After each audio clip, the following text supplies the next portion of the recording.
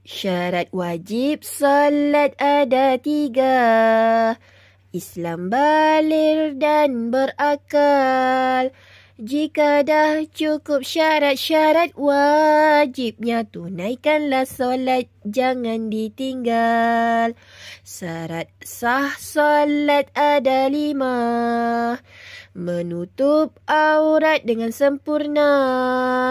Menghadap kiblat yang betul. Mengetahui masuk waktu solat.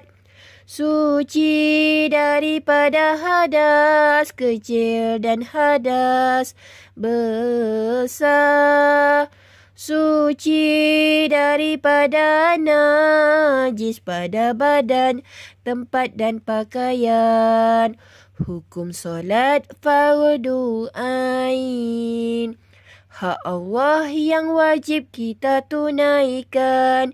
Janganlah sesekali tinggalkan. Solat berdosa besar, tempatnya neraka.